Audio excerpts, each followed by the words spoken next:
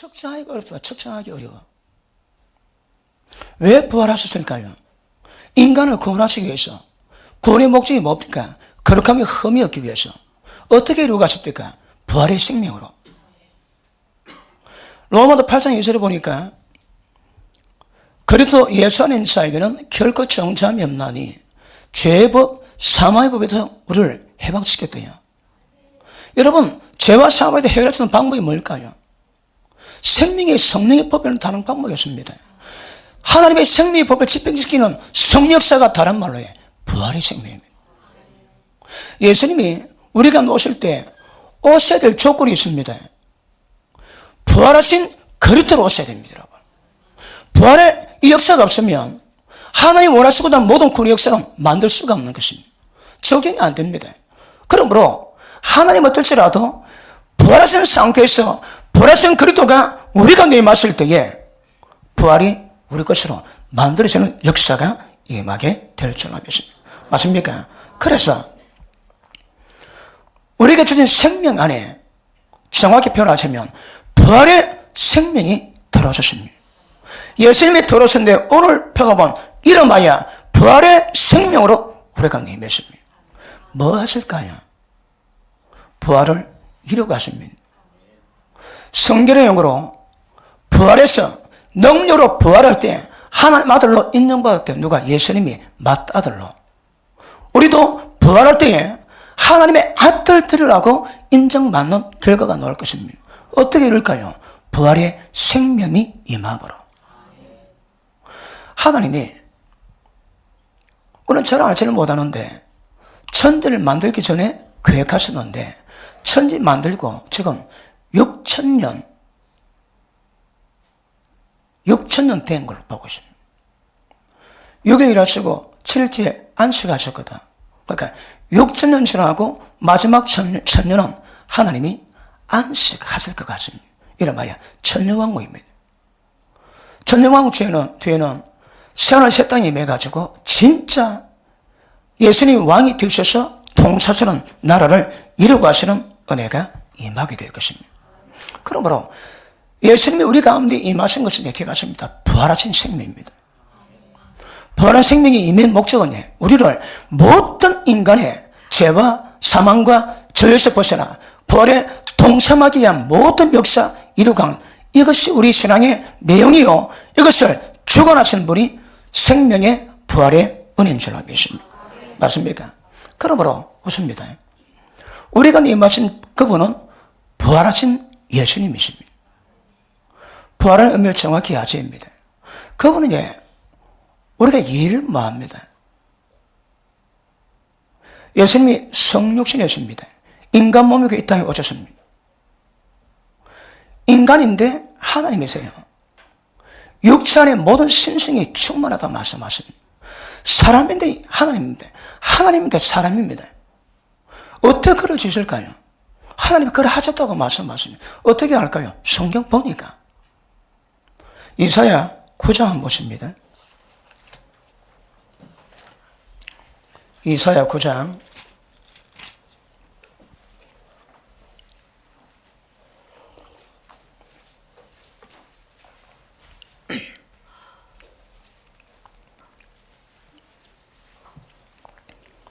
6절 봅니다.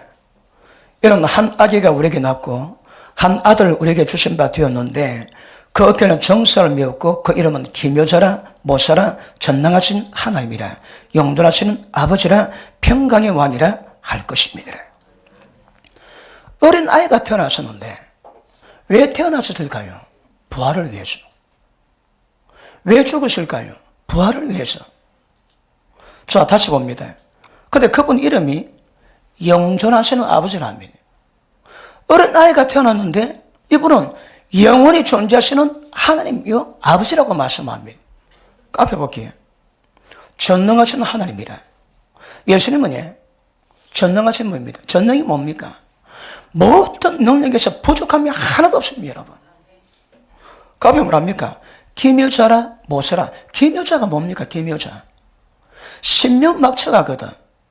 사람이 가늠이 안 됩니다, 여러분. 그렇다니까 그런 줄 아는 것이지 인간의 생각으로 상속에는 이거는 불가합니다. 그래서 이런 뭐냐? 기묘자라 이야기합니다. 기묘자. 왜 기묘자일까요? 능치 못함이 없으신 하나님께서 이 세상 만드시고 인간의 죄질 걸 아시고 예수님 안에서 예정하셔서 그렇게 하면 흠없는 하나님 자녀로 만들기를 작정했습니다. 드디어 아담과 하와가 죄를 범했습니다. 왜 드디어일까요? 하나님 그거 아시거든요. 그래서 예수님 안에서 이미 예정하셔서 기쁘신 뜻대로 하나님 아들 되게 하신 것을 창세 전부터 이미 계획했다고 에베소서는 말씀하고 있습니다. 드디어 아담과 하와가 죄 범했습니다. 죄 안 먹으러 일이 안 됩니다, 여러분.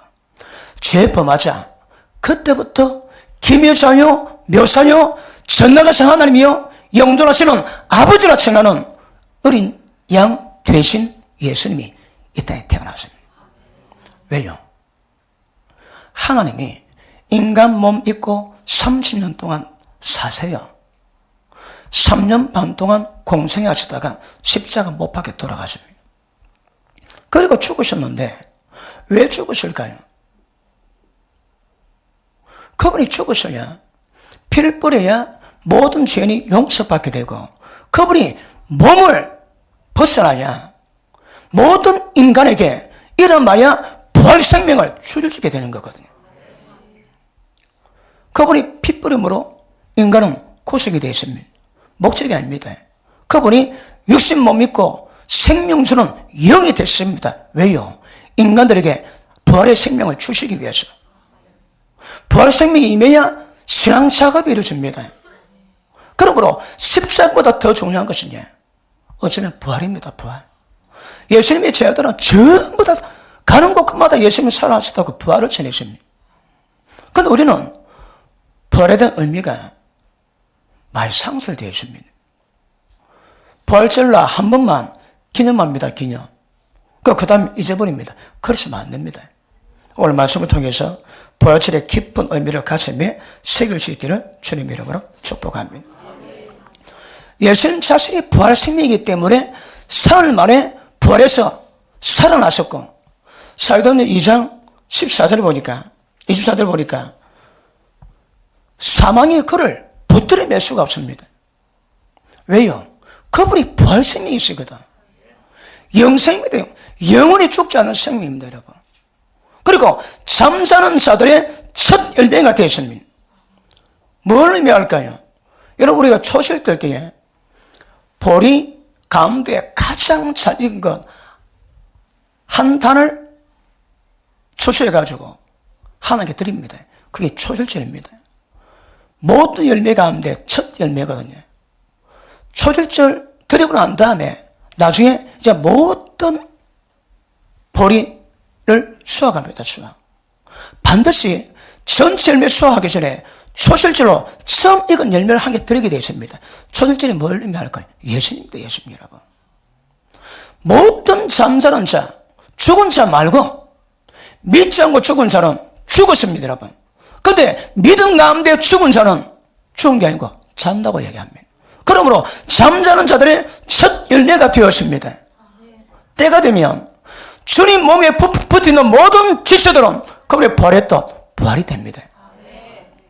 초절절은 예수를 의미하는 것이고 첫 열매 다음 모든 열매는 우리인 줄 믿습니다.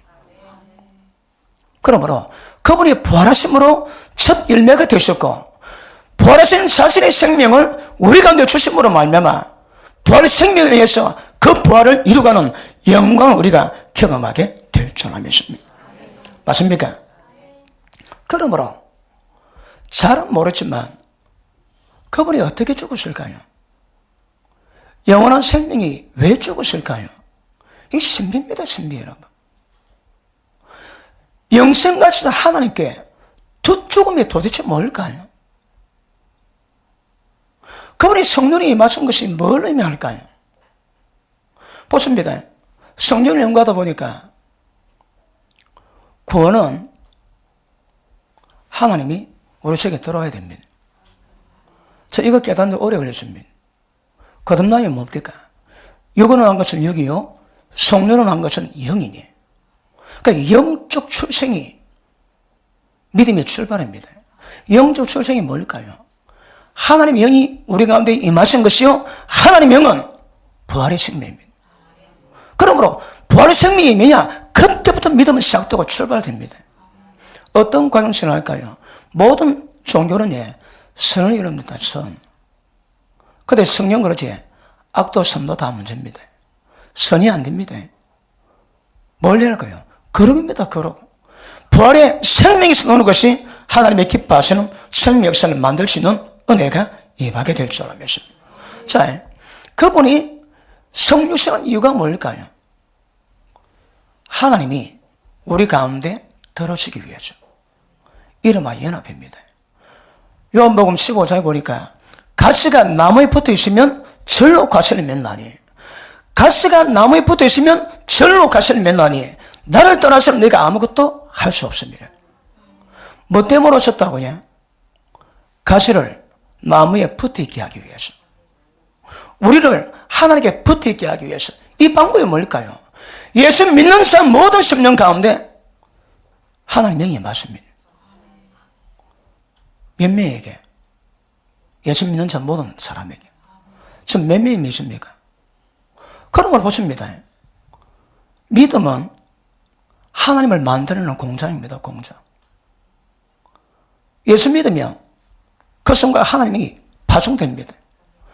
마치 하나님이 제품 같습니다. 제품 생산하고 예수 믿으면 제품을 보냅니다. 제품이 들어가면 하나님 들어가십니다. 생산력으로 본다면 분배입니다. 분배. 예수 믿은 모든 자에게 하나님을 분배하는 것이 이게 믿음이요, 거듭남입니다. 거듭남. 이게 우리 신앙이요, 우리 속에 계신 성령님의 역사로 말미암아 생명법을 집행하시는 그 은혜로 말미암아 우리 신앙이 이루어갑니다. 다른 종교가 다릅니다. 여러분, 진리가 가르치지만 의문에 속한 것은 사람 죽인답니다. 우리는 진리의 지식을 전하는 게 아닙니다. 여러분, 진리 전하는데 그 진리가 뭐라고 해요? 영입니다. 영이 뭘 한다고 해요? 우리를 살린대요. 우리를 부활하게 만드는 역사가 진리 영 속에 담겼다고 말씀합니다. 그러니까 어떤 사람은 진리의 지식을 전하는데 어떤 사람은 진리 영을 전합니다. 지식받고 다 망합니다. 생명 역사, 영 역사 없으면 굉장히 위험한 것임을 아실 수 있기를 바랍니다. 그러므로 예수님이 하나님이 이 땅에 오셔가지고 십자가 못 박히셨는데, 의미를 보니까 모든 인간들이 하나님과 연합하기 위함입니다. 인간이 연합하기 위해서는 어떻게 될까요? 십자가 못 박아야 되거든. 여러분, 예수님 휘장입니다. 히브리서 9장입니까? 보니까 휘장은 예수님의 육체라 말씀합니다. 휘장에 뭐 그림이 있을까요? 그릇들이 있습니다. 그릇들. 그릇들이 뭘 의미할까요? 하나님 말씀하신 모든 세상 피조물을 그릇으로 상징하고 있습니다. 그릇의 모든 피조물을 상징하는 그릇이 새겨진 휘장인데, 예수님 십자가에서 몸찔 때에 휘장이 갈라졌습니다. 하늘 가는 문이 열렸습니다. 다른 말로 모든 피조물도 십자가 못 박혔다가 말입니다. 예수님 혼자 십자가에 못 박힌 게 아닙니다. 모든 세상의 피조물이 전부 다 십자가를 통해서 못 다 박혔습니다. 왜 그럴까요? 보십니다. 예수님 십자가는 뭘 만듭니까? 새 역사를 만듭니다. 표현이 그럴지 모르겠지만 새로운 창조를 만드세요. 예수님이 십자가는 죄를 지어서 타락했던 모든 인간의 저주받고 영원히 망할 그 상태를 전부 다 끝내는 것이 십자가입니다. 십자가 지셨지. 옛 세상에 타락된 모든 상태 완전히 끝났습니다. 보십니다. 예수 믿으면 어떤 인상을 할까요? 새로운 피조물입니다. 새로운 피조물이 뭘까요? 새 겁니다. 새 거. 우리는 옛 본성을 가지고 있거든. 옛 본성 때문에 망각합니다. 근데 성경은 예수 믿는 자에게는 새로운 피조물하고 새롭게 만들었습니다. 여러분. 그리고 생명의 부활의 그 역사로 말미암아 우리 가운데 있는 모든 죄악들을 점점 제거해 나갈 것입니다. 그 첫 번째가 십자가 못 박아야 됩니다. 상징적으로는 예수님이 십자가 못 박힐 때 피조물로 창조하는 모든 피조물들이 같이 못 박혔고 우리는 침례 세례받으면서 십자가에 동참했습니다. 그러면 죽으십니다. 믿음으로 받기를 주님 이름으로 축복합니다. 그러므로 보십니다. 하나님이 인간을 구원하고자 하는 그 계획들 잘은 모르지만 영원 전부터 계획하셨고 대략 6천년 지나 마지막 천년 왕국 때 이 땅을 새롭게 함으로 말미암아 7천년 지난 뒤에 새로운 새 땅이 이 땅에 임하게 됩니다. 그걸 보고 하나님이 전지전능하신 하나님께서 인간을 구원하기 위한 구원의 계획을 세우십니다. 그것 보고 경륜을 하지. 경륜을 다른 말로 하면 하나님의 경영하심입니다. 하나님 인간을 구원하기 위한 경륜을 이루어가세요. 그 경영에 인간을 구원하기 경영의 가장 핵심에 무엇이 있는가 하면 부활이 있습니다. 부활이 있고 난 다음에 하나님의 경영하실 하나님의 구원하실 모든 경륜이 전부 다 이루어져야 됩니다. 그렇죠. 부활은 너무너무 중요한 것임을 아실 수 있기를 바랍니다. 그래서 반드시 부활이 있어야 되고 믿는 자들은 반드시 부활을 믿으셔야 합니다. 이 부활부터 우리 신앙의 첫 출발이 될 것이고 부활부터 하나님의 구원의 경륜은 출발되는 것 아실 수 있기를 주님으로 축복합니다. 자, 예수님이 십자가 몸짓고 죽으셨다가 부활하심으로 이 세상 모든 만물이 주님 발 앞에 복종하게 만드시고 만물 위에 교회의 머리를 만들었습니다. 교회는 주님의 몸입니다. 몸이 뭘 의미할까요? 여러분 몸에 붙어있지 않으면 부활이 안 됩니다. 예수님은 잠자는 자들의 첫 열매 되셨거든요. 죽었다가 부활하신 첫 열매입니다. 그러면 예수 믿는 분, 예수님의 지체된 모든 사람들은 반드시 부활에 동참하게 될 겁니다. 그런데 부활에 동참하게 될 때에 부활에 동참하게 만드는 역사가 뭘 만들까요? 보십니다. 부활 없이는 교회 없습니다. 교회는 주님 몸이라거든. 몸의 역할이 뭘까? 몸이 뭘 합니까? 저 자주 전하고 있습니다. 그러므로 주님 머리 되시고 교회는 몸인데 부활 없이 교회 없습니다. 부활 없이 주의 몸은 없습니다. 왜요? 부활의 생명이 임해야만이 교회가 교회될 수 있고 주의 몸이 몸될 수 있고 부활의 생명이 임해야 주의 부활에 동참할 수 있게 되는 것입니다. 그러므로 부활은 십자가는 너무너무 귀하지만 그럼에도 불구하고 우리 신앙의 근거는 부활입니다. 부활. 십자가에서 부활이지만 부활을 통해서만이 교회가 세워지고 주의 몸이 세워지고 하나님의 구원의 경륜을 전부 다 이루어질 수 있는 근거를 말하게 된 것임을 아실 수 있기를 바랍니다. 그러므로 결과습니다. 오늘 우리가 부활절을 기념하는데 이 부활절 안에서만이 하나님은 구원의 경륜 역사를 직접 만들어 가시는 것 아시길 바랍니다. 고린도전서 15장 보십니다. 고린도전서 15장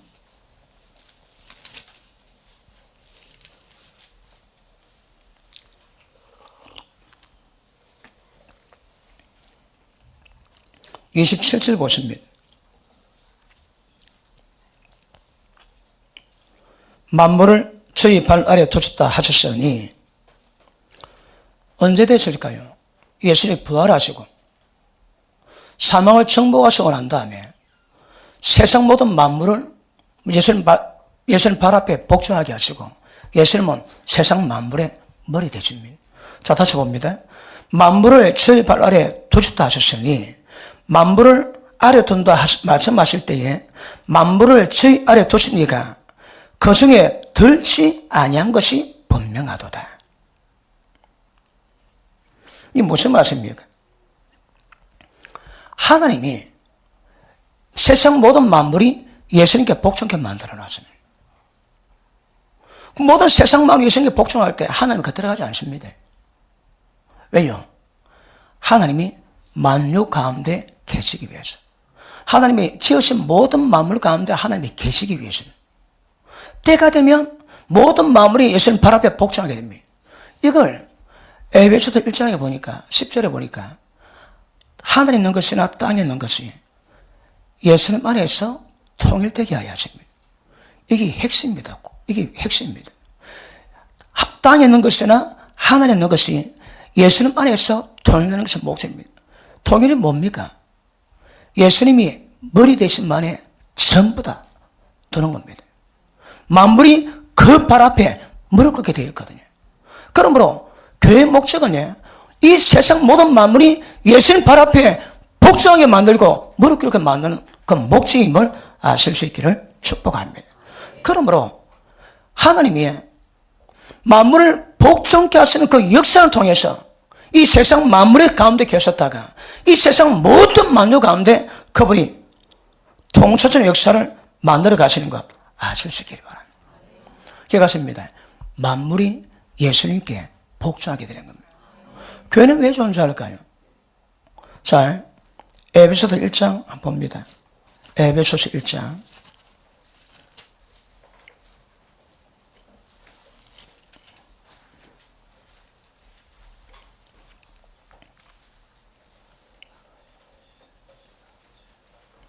자, 22절 보십니다. 시작.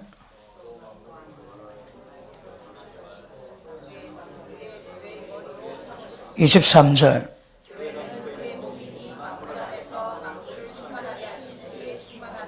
아멘. 보십니다. 목적이 뭡니까? 온 세상 만물을 하나님의 충만하신 가운데 충만하게 만드는 겁니다. 이 충만한 단어가 어렵다고 제가 표현했지. 충만이 뭘까요? 하나님의 다우심이 차고 넘쳐난 겁니다. 보십니다. 성경 보니까 풍성하다, 충만하다. 충만이 뭘까요? 막 차고 넘쳐납니다. 내 잔이 넘쳐나있다. 막 넘치지. 그게 충만입니다. 충만 여러분. 풍성하다는 것은 이 풀로 채웠단 말이고 충만하다는 것은 이게 막 넘쳐나는 겁니다. 그러니까 온 세상 만물을 하나님의 충만하심으로 충만하게 만드는 겁니다. 다시 한번 세상 만물을 하나님의 속성으로 전부 다 만드는 겁니다. 언제 이런 일이 일까요? 하나님의 아들들이 나타날 때에 썩어짐에 종로났던 모든 피조물들도 하나님의 아들들의 그 영광의 자위에 들어가는 것을 지금도 학습고대하십니다. 학습고대합니다. 그러므로 교회는 이렇게 갔습니다. 온 세상 만물을 충만케 만들어 하나님의 충만이요. 교회 목적은 온 세상 만물을 하나님의 충만으로 만드는 겁니다. 그럴 때에 하나님은 만유 가운데 계시다 표현해 주십니다. 맞습니까? 자, 다시 우리 고린도전서 15장 들어갑니다.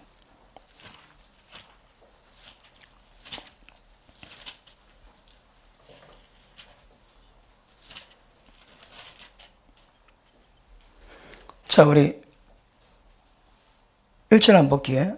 형제들아, 내가 너에게 전한 복음을 너희로 알게 하노니 이는 너희가 그 받은 것이요 또 그 가운데 선 것이라. 너희가 만일, 조건부입니다. 만일 나의 전한 그 말을 굳게 지키고 헛되이 믿지 아니하시면 이런 말미암아 구원을 얻으리라. 자, 보십니다. 우리 구원 받았습니다. 우리 구원 받은 것은 이게 사실입니다. 근데 구원이 뭘 의미할까요? 구원 받았는데 그 구원은 예수님이 우리 가운데 임하심으로 예수님이 신 부활의 생명이 임하는 것으로 시작된다고 말씀했습니다. 그런데 부활의 생명이 우리 가운데 임하시면 무엇을 만들까요? 여기서 보면 내가 너에게 전한 그 모든 말씀을 너희가 굳게 지킬 수 있다는 말이에요. 굳게 지키면, 그래서 헛되이 믿지 않으면 구원 받는데요. 구원 받았습니다. 또 구원 받는다 하면 어떤 구원일까요? 그리고 보십니다. 우리가 예수 믿음으로 구원받는 것은 죄에서 구원받았습니다. 죄에서 구원받은 핵심이 뭘까요? 지옥에서 구원받았습니다. 예수 믿으면 그 구원은 지옥의 저주에서 일단 벗어나십니다. 그런데 천국 들어가는 과정은 아니다 이 말입니다. 천국 들어가는 과정은 어떻게 되냐고, 헛되이 믿으면 안 됩니다. 헛되이 믿음이 뭘까요? 말씀을 안 지킵니다. 너희가 만일 조건입니다. 내 말을 굳세게 지키면 구원 온다 합니다. 말씀을 굳세게 지킬 수 있는 방법이 뭘까요? 부활생명입니다. 부활생명입니다. 부활생명이 맞으면 모든 말씀이 생명 역사로 변하게 돼가지고 그 말씀이 우리 가운데 임할 때 내가 말씀화되어 갑니다. 그게 거룩입니다, 여러분. 그러므로 성령께서 우리 가운데 임하신 그 은혜가 모든 하나님 받은 말씀을 굳게 지켜갈 수 있는 이 역사를 위해서 운행하시는 거거든요. 저 지금 하나님 영을 주제로 말씀을 다루고 있습니다. 제목은 하나님 영으로 인도함 받기. 왜요? 하나님 영으로 인도받으면 하나님 아들이 얘기하시거든. 그 아들이 뭘까요? 구원받을 때 그 상태가 아닙니다. 구원의 완성이 하나님의 아들 됨을 얘기하거든요. 그럼 뭘 의미할까요? 거룩함이 흠없는 수준을 이루어가는 겁니다. 그러므로 하나님 영으로 인도받아야 되는데 하나님 영은 진리 영이십니다. 모든 진리 가운데 깨닫게 하시고 경락게 하시고 가르치시고 진리 가운데 이끌어가십니다. 진리 영 없이는 불가능합니다.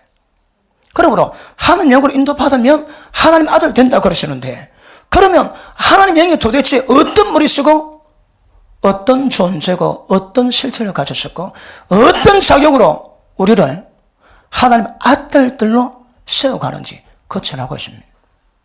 어떨 때는 제목이 성령님의 실체, 성령님의 작용, 부제목을 달고 싶으면 감동이 옵니다. 근데 본질은 하나님 영으로 인도받는 일이 도대체 어떻게 주는 것입니까? 그걸 자세히 설명할 가운데 있습니다. 그러므로 기억하십니다. 우리 구원은 생명의 부활이 들어와가지고 모든 죄와 사망을 진리 말씀으로 변화시킬 때에, 그 말씀이 지켜갈 때에 구원은 완성된다 얘기합니다. 누구든지 이 과정에서 벗어날 수는 아무도 없습니다. 여러분, 자연 원리가 말씀의 원리입니다. 생명의 특징이 뭘까요? 자랍니다, 여러분. 자라셔야 합니다. 자라는데 그 자람도 항상 과정이 필요하다 그러지. 과정이 필요합니다. 그런 과정 통해서 우리가 더 강력한 말씀을 지켜갈 수 있는 은혜가 임하는 역사가 임하게 될 줄 알겠습니다. 그러므로 기억하십니다. 부활은 그 부활 안에서 이 여정을 이루어가고 있습니다. 이루어가고 있습니다. 그런데 로마서 6장에 보니까 죄에 대해 죽은 자요 하나님께 대해서 살은 자로 여기라. 믿음으로 받으셔야 합니다. 그런데 수없이 많은 사람들이 고민과 갈등이 여기인데 안 되는 거라. 왜 안 될까요? 여러분, 육체가 죽어질 수 있는 거, 육체가 분될 수 있는 것은 주의 영으로 말미암아 그건 안 됩니다. 주의 영으로 말미암아 몸의 행실을 죽일 수 있다고 얘기하는 거거든요. 그래서 주의 영의 역사는 굉장히 중요한 것임을 다시 한번 되새기시기를 축복합니다. 그러므로 성령의 말씀은 부활의 생명이 임하면 우리가 주님을 닮아갈 수 있도록 그 생명 역사가 지속적으로 공급됩니다. 말씀은 생명의 떡이지. 생명의 떡을 먹는 자마다 영생 가졌다고 말씀하시거든. 그러니까 모든 믿음의 근거는 말씀이기 때문에 말씀을 받을 때 그때부터 스파크를 납니다. 말씀을 통해서 스파크를 날 때에 그 말씀이 생명의 양식이 돼가지고 음식을 먹으면 음식이 피가 되고 살이 돼가지고 우리의 생명력이 되듯이 하나님 말씀 먹으면 말씀의 생명력이 영적 생명력이 되어가지고 점점 우리를 자라게 만들고 하나님 닮아가게 만드는 구원의 완성을 이루어가는 역사가 우리 가운데 임하게 될 줄 알겠습니다. 맞습니까? 그러므로 지금 15장이 부활장입니다. 부활장. 바울이 자기가 어떻게 부활됐는가 표현하고 있습니다. 자, 보십니다.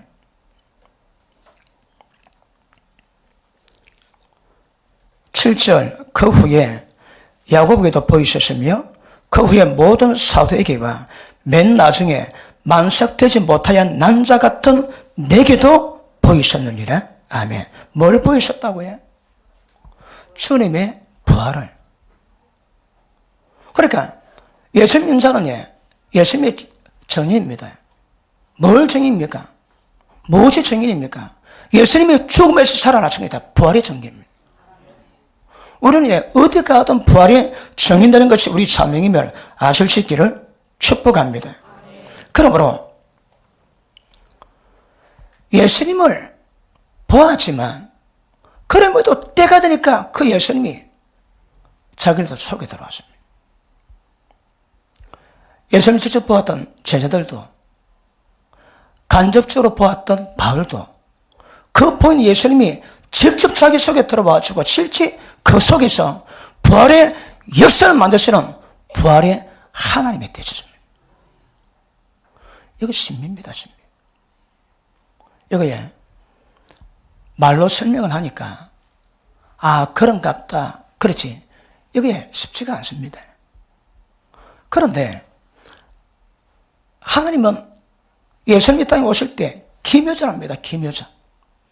전능하신 하나님입니다. 능치 못함이 없습니다.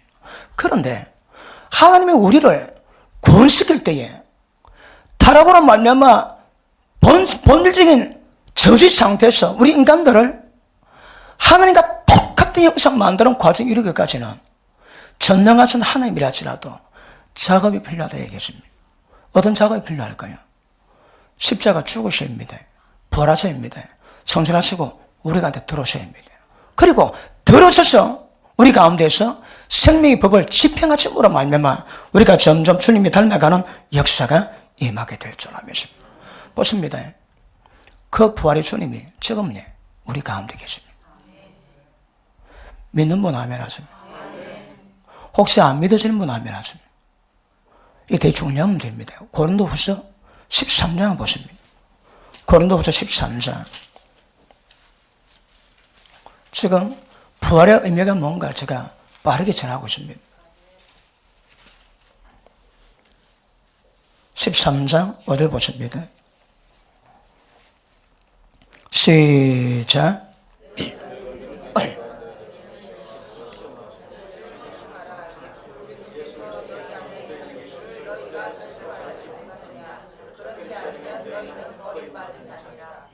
자, 너희가 믿음에 있는가? 너희 자신을 시험하고 너희 자신을 확정하라. 자, 우리가 믿음이 있는가 없는가는 뭘 알 수 있답니까?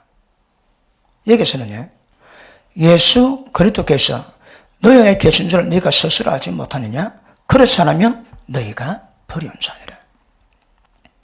예수 믿는 자들은요, 확정이 있습니다. 그 확정이 뭘까요? 그 부활의 하나님이 우리 가운데 계십니다. 이게 확정입니다. 이걸 확정이 안 되면 너는 스스로 하나님께 버린 줄 알아야 합니다. 믿음의 확정이 뭘까요? 부활의 생명 되신 예수님이 우리 가운데 계시는 겁니다. 거기에 믿어져야 되고 확정이 되셔야 합니다. 어떻게 확정할까요? 어떻게 확정이 됩니까? 기름 부음으로. 기름 부음으로. 기름 부음이 뭘 만든다고요? 순종을 만듭니다. 진리 가운데 이끌어가지거든.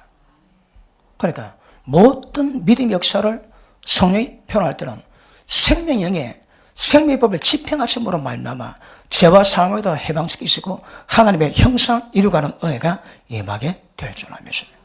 맞습니까? 그러므로 기억하십니다. 우리 속에 계십니다. 누가? 부활하신 예수님이. 무엇으로? 부활 생명으로. 이 부활의 생명이 예수님이 죽은 자들의 첫 열매 되셨던 그 은혜인 자들이 예수님 부활할 때 전부 다 부활을 힘있게 될 줄 믿습니다. 그 때가 되면 그 은혜가 임하게 될 줄 믿습니다. 자, 디모데후서 2장은 보십니다. 디모데후서 2장.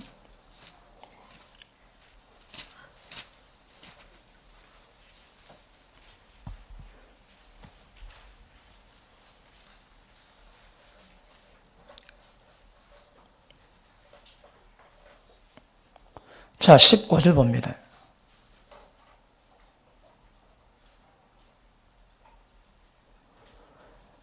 내가 진리의 말씀을 옳게 분별하며 부끄러울 것이 없는 일꾼으로 인정된 자로 자신을 하나님 앞에 드리기를 힘쓰라.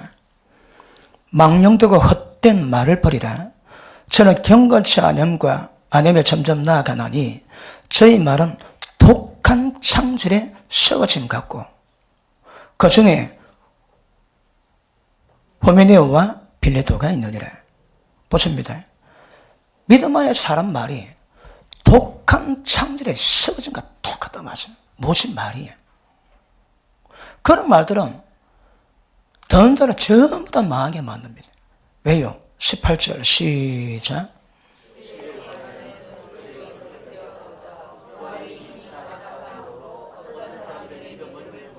아멘.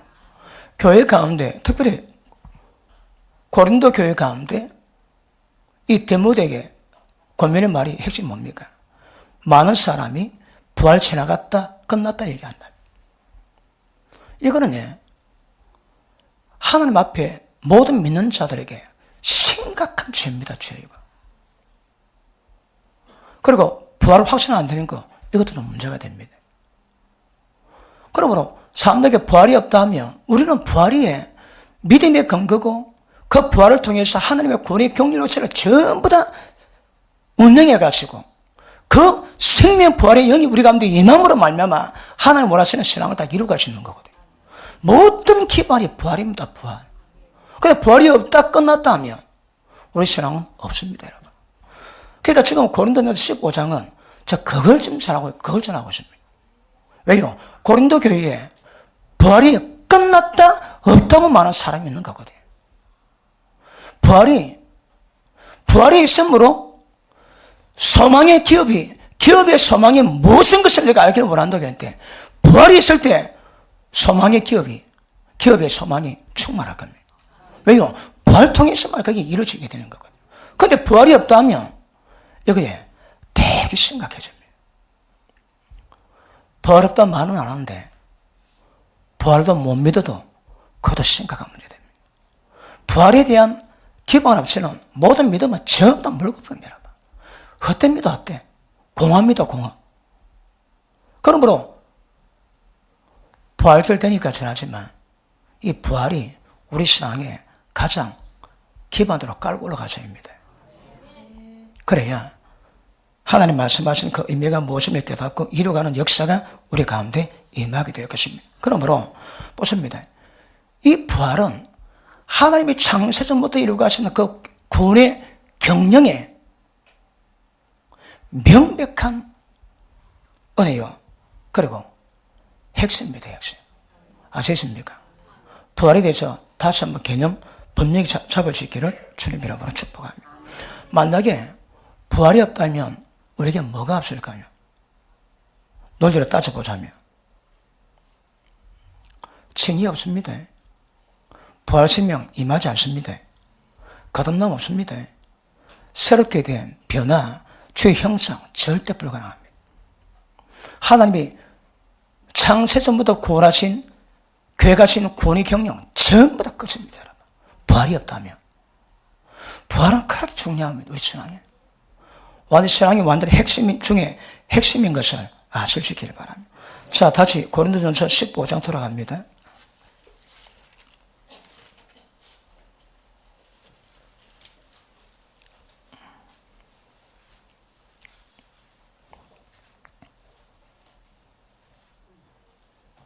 (12절) 그리스도께서 죽은 자 가운데도 다시 살아나셨다 전파되었거늘 너희 중에서 없던 이들은 어찌하여 죽은 자 가운데서 부활이 없다 하느냐.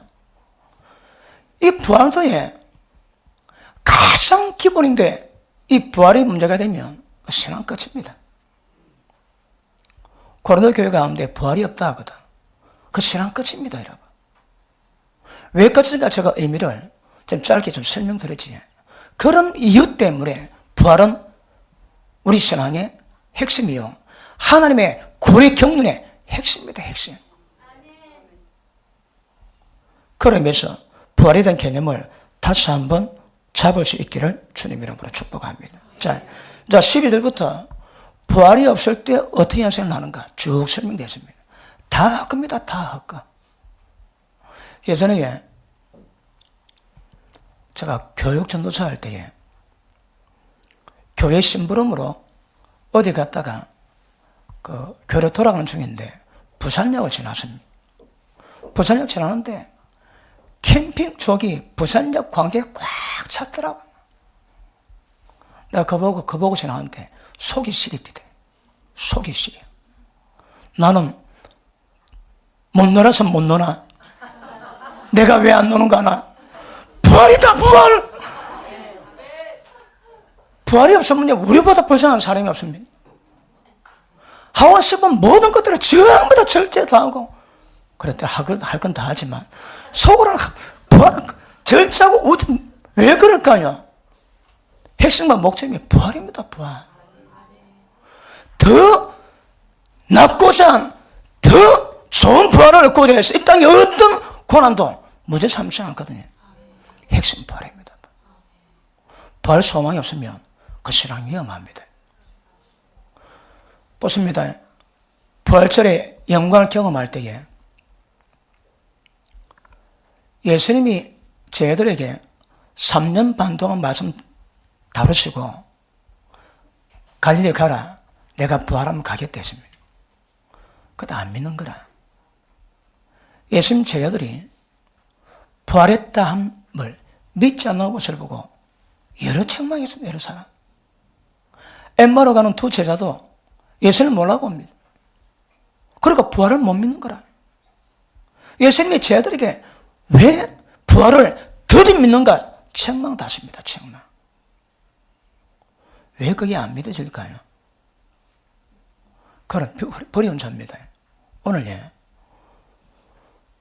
절기이기 때문에 부활을 다루는데 여러분 속에 부활의 책임이 있는가 없는가 그 점검하셔야 합니다.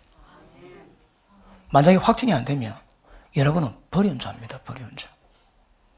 그거 확인하셔야 합니다. 그 부활의 책임에 기반 위에 모든 신앙을 이루어갈 때 하나님의 강력한 역사가 임하는 은혜가 나타나게 될 줄 알면서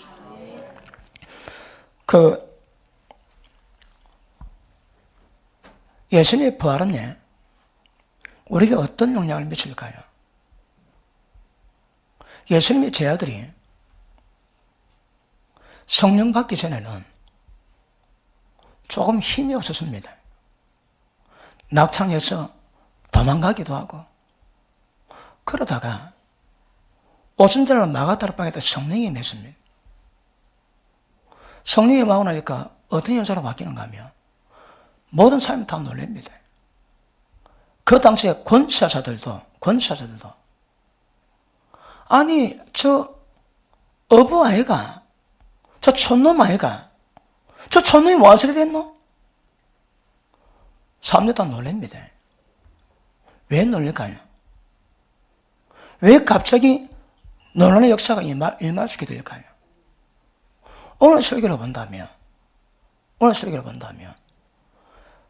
오순절 성령의 마가다락방에 역사를 통해서 성령의 불이 임했거든요. 불이 임하고 나니까 그들이 놀라운 변화가 있습니다. 세상에 감당치 못할 역사를 만드는 것 같은 그런 은혜가 있습니다. 사람이 달라집니다.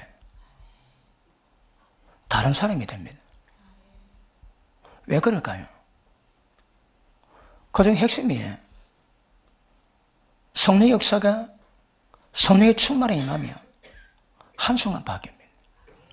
그 펜사콜라에 옛날부터 부흥이 올 거라고 예언을 많이 받았습니다. 그런데 부흥이 임하고 나니까 그것은 막 성령 임재가 꽉 차니까 아주 막 신기한 일이 많이 납니다. 이게 너무 강하니까 전 세계의 사람 다 물러니까 펜사콜라 경찰청에서 범인 다 잡지. 네 감옥 갈래?